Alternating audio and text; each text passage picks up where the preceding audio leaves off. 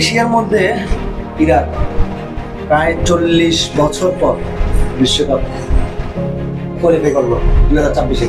ইরাকের এরকম একটা ট্র্যাজেডির সময় ওরা বিশ্বকাপ খেলতেছে, এটাই তো অনেক।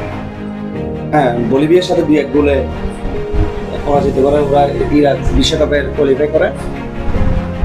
এখন টুর্নামেন্টে ধরতে গেলে ওরা কিন্তু খুব একটা শক্তিশালী প্রতিপক্ষ পেতে যাচ্ছে। প্রতিপক্ষ বলতে ফ্রান্স, সেনেগাল, নরওয়ে। এখানে ইরাক হচ্ছে তাদের বুদ্ধ শক্তির দিক থেকে অনেক কম, অনেক পিছিয়ে আছে। অনেক পিছিয়ে। কিন্তু আমার মনে হয় ইরাক চ্যালেঞ্জিং গ্রুপে পড়ছে বলা যায়।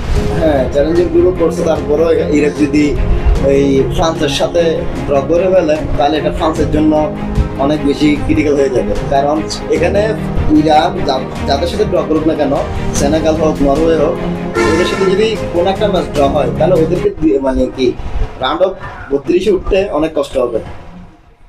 ইরাকের বর্তমান শক্তি ধরতে গেলে টেকনিক্যাল মিডফিল্ড আর ওদের লড়াকো মন মানসিকতা আর গরম মাঠে শক্তিশালী পারফরমেন্স। এখন তো গরম মাঠে পাবে না।